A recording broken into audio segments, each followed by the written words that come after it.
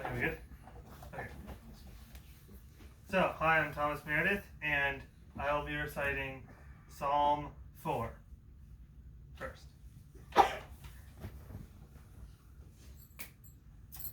Answer me when I call, God who vindicates me. You freed me from affliction. Be gracious to me and hear my prayer. How long, exalted man, will my honor be insulted? How long will you love what is worthless and pursue a lie? Know that the Lord will set apart the faithful for himself. The Lord will hear when I call. Be angry and do not sin. On your bed, reflect in your heart and be still. Offer sacrifices in righteousness and trust in the Lord. Many are saying, who can show us anything good? Look on us with favor, Lord. You have put more joy in my heart than they have with their grain and new wine abound. I will both lie down and sleep in peace. For you alone, Lord, make me live in safety. I'm looking at this. I have my psalm book on there. Is this in frame? It's okay. Next, I will recite Campfire by me.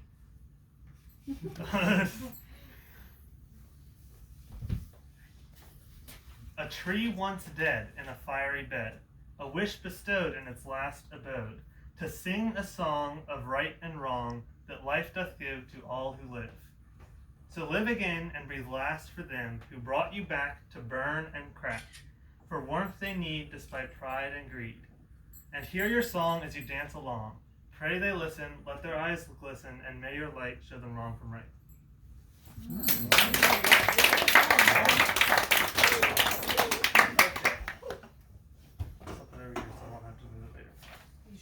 I am doing that last. I am doing the big one last. Of course, you gotta have the grand finale. Okay, so first I'm going to talk about the Greek debt crisis. The Greek debt crisis is the dangerous amount of sovereign debt that Greece acquired between that Greece owed the European Union between 2008 and 2018. This will be a fairly simple and short overview of it. In 2009, Greece's budget deficit, is that how you say it? Deficit. But Greece's budget deficit exceeded 15% of its gross domestic product. Fear of default widened the 10-year bond spread and ultimately led to the collapse of Greece's bond market. This would shut down Greece's ability to finance further debt payments. Move this a little bit closer. The EU leaders struggled to agree on a solution. Greece wanted them to forgive some of the debt, but the EU didn't want to let them off scot-free. The biggest lenders were Germany and its bankers.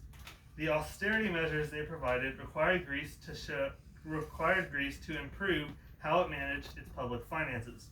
It had to modernize its financial statistics and reporting. Most importantly, it required Greece to reform its pension system. Pension payments made up about 17.5% of Greek GDP, and public pensions were 9% underfunded, the worst in both categories for the EU countries. Austerity measures required Greece to cut pensions by 1% of GDP. It also required a higher pension contribution by employees for early retirement. Half of Greeks' households relied on pension income, since 1 in 5 Greeks were over the age of 65.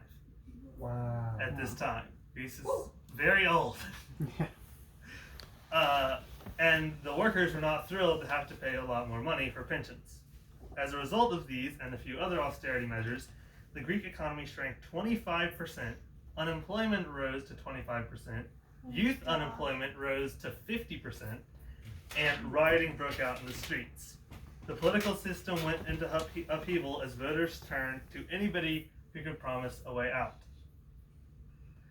Greece went through a lot of political trouble with the EU and other countries and caused a whole debt crisis in the entirety of the EU, though not as big as specifically Greece. And eventually, the results were mixed, with payments currently being due past the year 2060 for their debt. So they pushed up the payments back. Yes. Basically, the deal was to lengthen the amount of time that they can pay the money over, but they still have to pay the exact same amount of money back. In 2017, the results are mixed. In 2017, Greek ran a budget surplus of 0.8%. Its economy grew 1.4%, but unemployment was still 22%. And 1/3 of the population lived below the poverty line. And its 2017 debt to GDP ratio was 182%. So, Wow. that's the Greek debt crisis. Wow. That's what I did. Did the For economics, yes. so the Questions? EU has the common currency, the euro. Yes. Did this cause Greece to transfer to the euro? Or No, I initially does Greece use the remembered euro, that it did, but or- it didn't. So, it's called the Eurozone. Mhm. That's what it's called when you're on the euro. And Greece actually transitioned to the euro in 2001, Okay. I think. And over the course They of where don't we're need going the to this. glass because Yeah, so when in 2009 they announced that their budget deficit, the Deficit. I'm sorry, I can't pronounce that. The budget deficit exceeded 15%, and the most you are supposed to allow to have in Greece is I think 5%. If you're on the Eurozone. Eurozone. So they didn't get a whole lot of pushback for it though, because a lot of other countries also were above 5%, and they didn't want to start criticizing Greece for something that they were doing. So, but it was Wow. it was pretty bad. So what implications does that have for the U.S. going forward with our population increasing in age? You know, We don't that's a good question, because that's have any actually, intentions. I don't have the full answer for that, but I do know that that is a question a lot of people are looking into, because what's happening is people are getting older, right? And there's old people, and then the younger people think, man, look at all these taxes I'm having to pay to take care of the old people. I can't afford to have as many kids. So they have less kids, and then the next generation, there's an even higher ratio of old people to younger people. And that could eventually end up really negatively affecting the economy. So that is a good question. I don't have the answer to how it's going to be solved, but It's a reasonable answer. Mhm. Inflation, Yeah, I think, the value of the dollar. inflation, there's a lot of solutions proposed, but I am not an economist, so I don't know how it's all going to end up. And I'll get this. Professional, but you can be a unprofessional economist. And you want me to have it's it a on this fallacy side? to think that economists know what's. Yeah. That's If true. they knew, they'd do That's it. true. But they probably do know a little bit more than I do. They'll say they know. They'll pretend they know. They probably know a little bit more than I do. Okay, am I in frame? They'll explain what was that why they were wrong. So- That's the fact. Yes. Any more questions about Greece? Spoken like a true Nope. Okay. So now I'm going to talk about my opinion, the most exciting part of all of this. I'm going to talk about the Artemis program. So if you don't know what the Artemis program is, the Artemis program is NASA's plan to go back to the moon in 2024. So, 2024 and beyond. This is a very cool topic. I might have to improvise some stuff because Rob was talking about rockets and he's not talking about He's rockets not, anymore. so you So I'll figure it out. In 2018, NASA provided a plan to return humanity to the moon in 2028. A bunch of measures went underway, processes were going good, and then in March of 2019, Vice President Pence issued a challenge to NASA to land the first woman and next man on the moon by 2024. NASA has always worked well under a presidential challenge, so they quickly went underway, partnering up with international and commercial partners to get this project underway and have it done by 2024, and this project was named the Artemis Project. The Artemis Program. The Artemis Program is split into 4 phases. Artemis 1, Artemis 2, Artemis 3, and beyond Artemis 3. I mean, it's really 4 phases. So Artemis 3 is when we plan to land on the moon again in 2024. These plans include landing on the moon, putting rovers on the moon and research on the moon up until the actual landing, as well as putting Gateway on the moon. Gateway is essentially the International Space Station for the moon, and NASA is partnering with a multitude of different international partners to build this. Canada has pledged to assist by providing advanced external robotics. Japan has pledged to assist by providing habitation components and logistics resupply. The European Space Agency pledged to aid in habitation and refueling, as well as advanced communications equipment and 2 additional Orion spacecraft. The Orion spacecraft is what is going to be used to the new rockets and Lunar modules. Landers and stuff that we're going to be using to take humanity to the moon again and to Mars. And it's the most powerful rocket ever built. Now, it used to be the Saturn V, but now it's the Orion rockets. As well as 2 additional Orion spacecraft. Gateway will act as a research outpost and docking station for missions to the moon, and it will steadily be built upon over time, just like the ISS. And is Gateway going to be orbiting the moon, or is Gateway going to be on the surface of the moon? Gateway is going to be orbiting the moon. Okay, Gateway will be a station So, yes. orbiting the moon.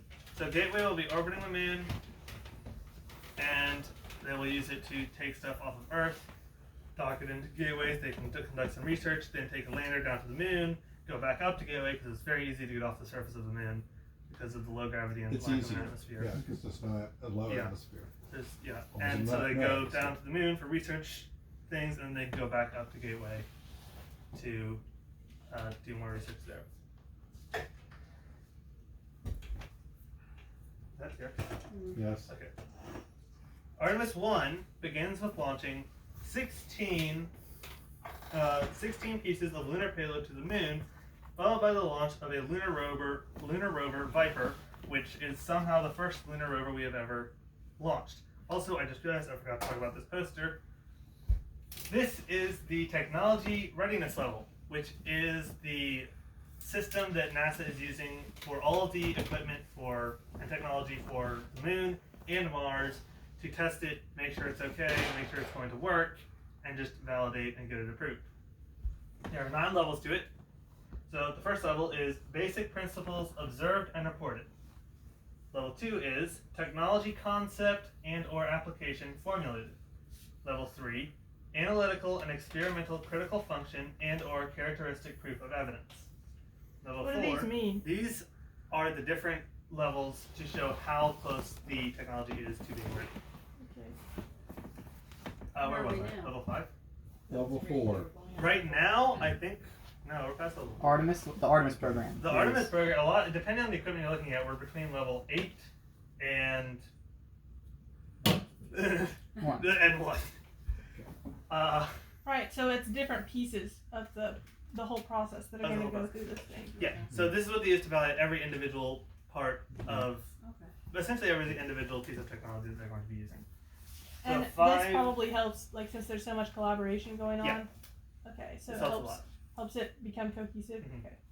Number 5 is component and or breadboard validation in relevant environment.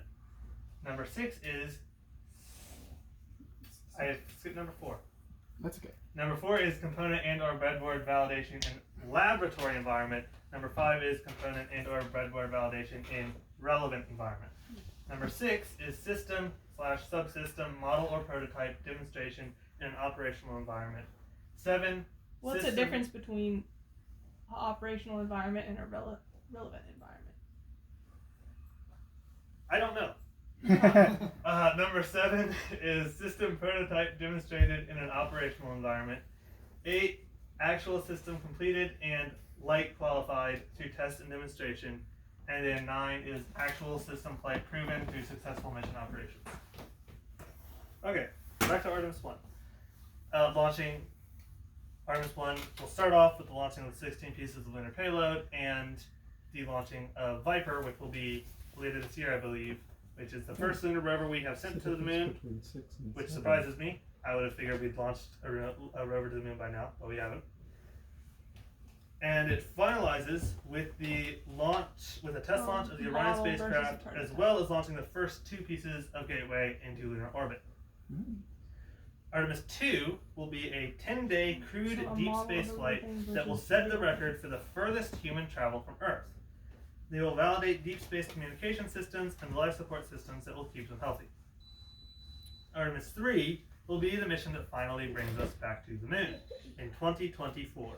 With the confidence gained from Artemis 1 and 2, the Artemis 3 crew will travel to the moon, this time with the human landing system that will put the first woman and next man on the moon.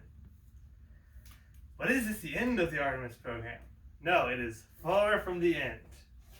A quote from the official NASA report on the plan for the Artemis program. It's 74 pages, and I read it 4 times for this. Wow. It took a long time. So I have answers to most of the questions you would ask. Reads the following. Americans will return to the moon in 2024. Following this 2024 landing, we will develop a sustained strategic presence at the lunar South Pole called the Artemis Base Camp. Our activities at our Artemis Base Camp over the next decade will pave the way for long-term economic and scientific activity at the moon, as well as for the first human mission to Mars in the 2030s. We're building a moon base. A very real, not science fiction moon base. And it's going to be awesome. So, depending on what you're looking at, the stuff where the moon base is somewhere along these lines, but it should be under construction by the 2030s, in the next 9 years. So, after Artemis 3, we will begin developing the Artemis Base Camp on the craters at the south pole of the moon. The reason this is such a perfect location for a moon base is because the craters at the south pole are constantly shielded from the sun, so they aren't exposed to the harmful radiation or excessive amounts of heat because there's no atmosphere. Additionally, they can still put solar panels up at the top of the craters to get power. And there is ice trapped at the bottom of the craters on the moon, which they can use for oxygen, water, and other things that we'll get to.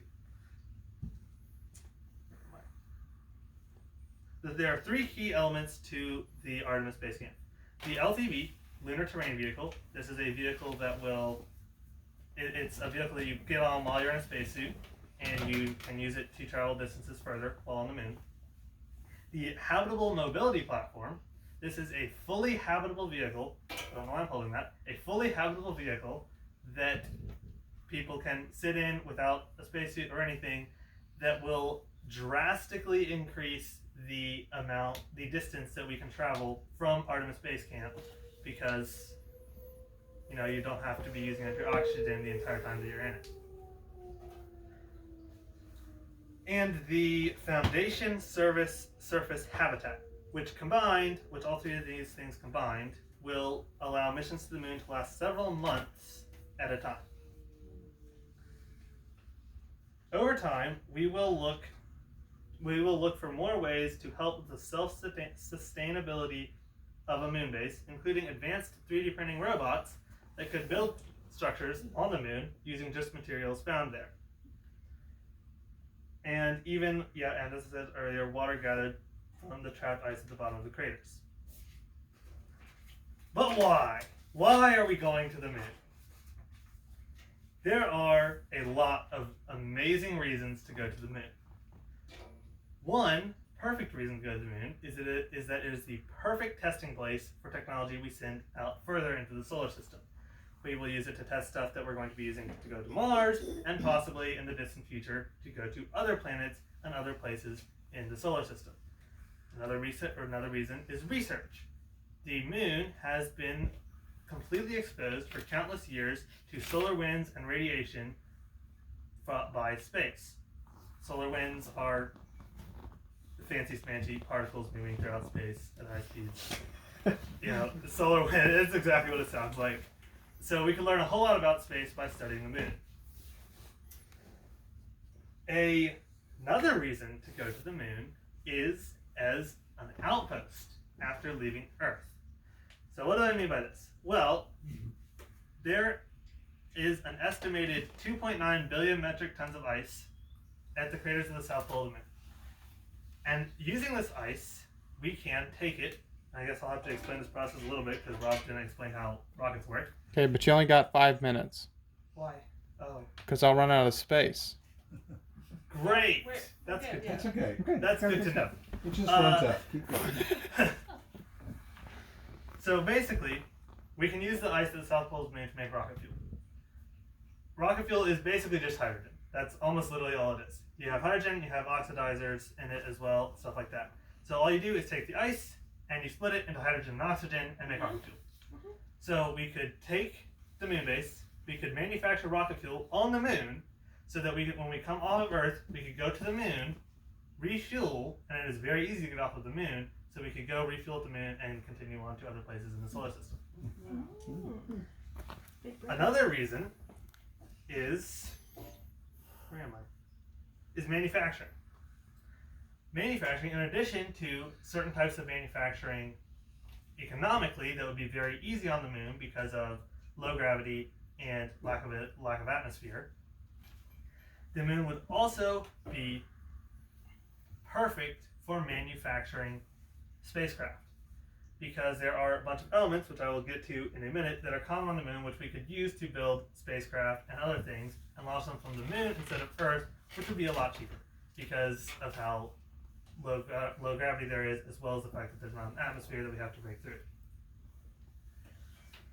So elements we could mine on the moon would be silicon, which is very common on Earth, but is also common on the moon, and we could use to build structures and solar panels and help build space equipment as well, stuff like that.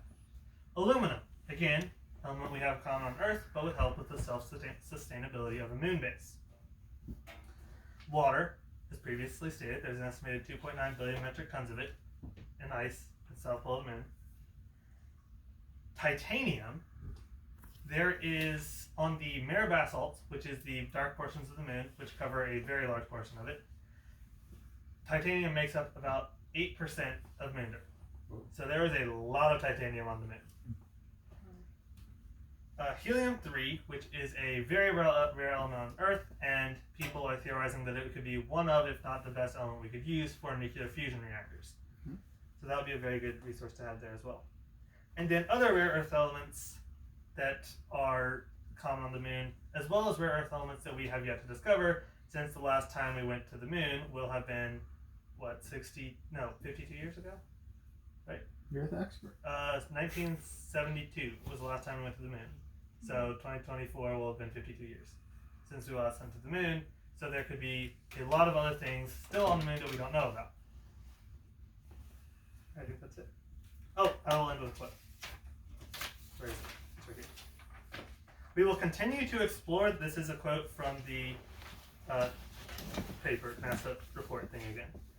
We will continue to explore the moon indefinitely, leveraging robotic deliveries provided by CLPS providers, longer duration human missions, and commercial and international partnerships that will add to the Artemis Base Camp elements NASA puts in space.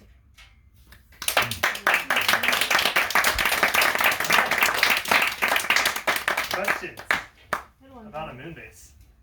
Why was there such a long period from when we first landed to now where we're really getting back at looking at the moon? Was research being done, or lack of funding, or what? There was a lot of There trips was to the moon. a lot of trips to the moon, first of all, beforehand. How many were there? I don't actually remember that. I think Rob probably knows, because he was going to talk about Saturn V rockets, which is what took them to the moon. But I think the main reasons were we already had samples and stuff from the moon that we could study here on Earth. There were And